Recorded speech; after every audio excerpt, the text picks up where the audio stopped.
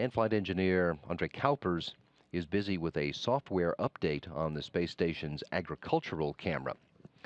Flight engineer Don Pettit is scheduled to be back at work in the Destiny Laboratory preparing the workspace at the Microgravity Sciences glove box for the BASS experiment.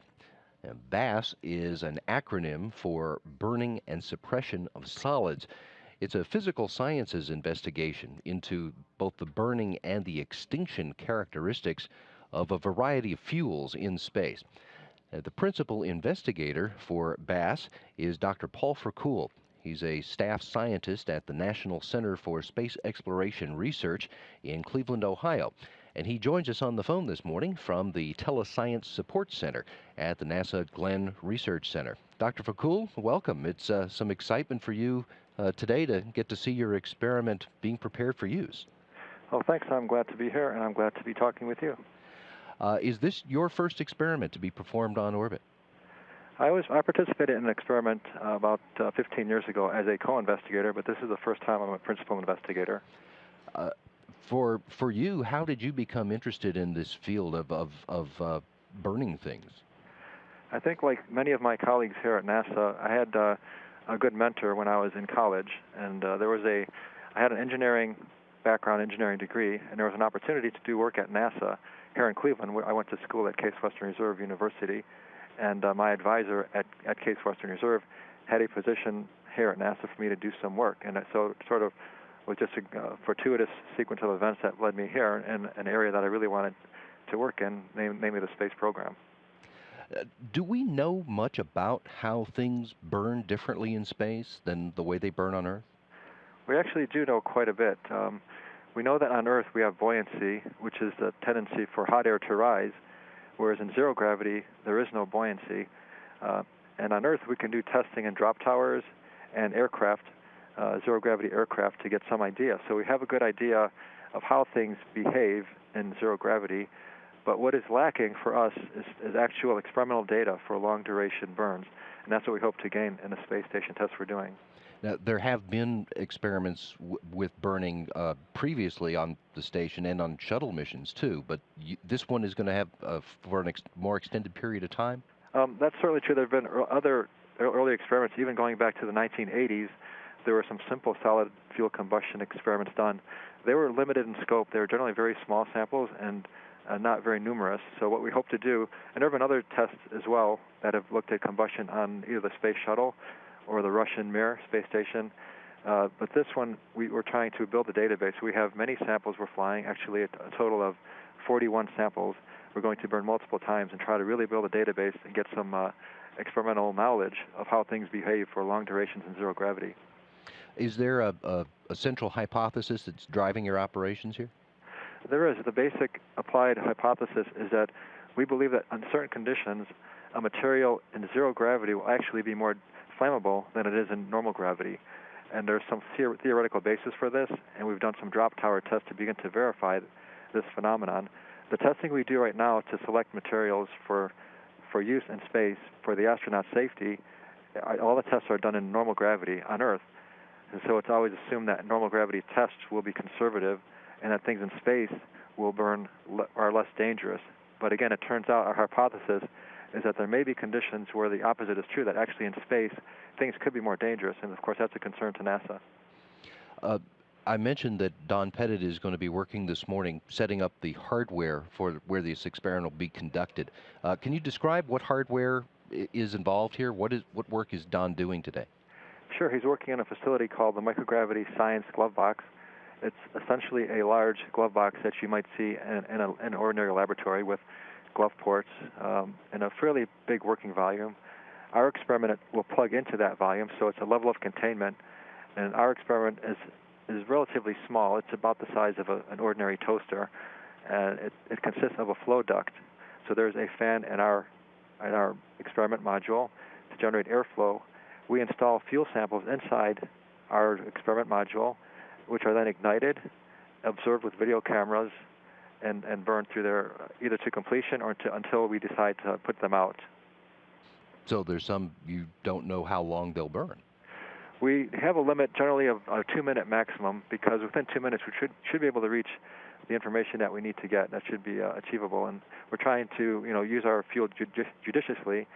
So we'll try to have them put out the fuel at that point, so we can continue in the future with additional tests.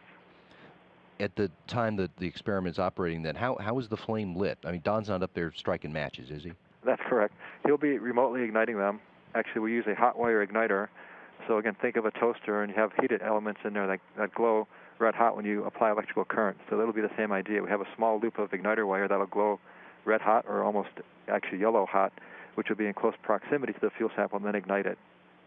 Now, you said there were 41 different samples. Each of them is going to be ignited multiple times. That's correct. Actually, some will be one-time use, but the vast majority will be multiple-use samples. And when are the first data takes going to begin? We begin operations on Friday. This week? That's correct. Now, I take it that there aren't any experiment samples to be returned, since they would have burned, I guess. How do you get your data? Most of our data will be through photos, so either 35mm still camera photos or video images, which will be downlinked every day to us. So we'll have the full resolution video and 35mm still pictures. And then your analysis is studying the photographs. That's correct. We'll basically get flame luminosity data, flame shape, structure, and I guess most importantly, how the flame reacts to different changes in flow, or when we go to put the flame out, how we can extinguish the flame and how the flame reacts as we extinguish it. Then we can use all this information to compare to our existing models and improve them and develop better models as a result. Is there any way at this point to generalize about what you expect to see?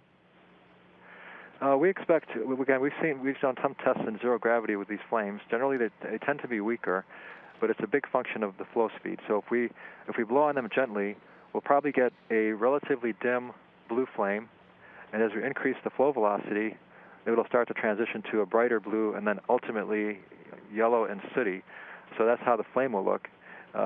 We expect, again, there will be some cases that these materials might actually be observed to burn in zero gravity in conditions where we can't get them to burn in normal gravity. So that would be the exciting finding for us. So we've flown some samples that we expect will burn up there that we can't get to burn in normal gravity. That would certainly be something that would be important to know if there's something that does burn in space that we wouldn't expect.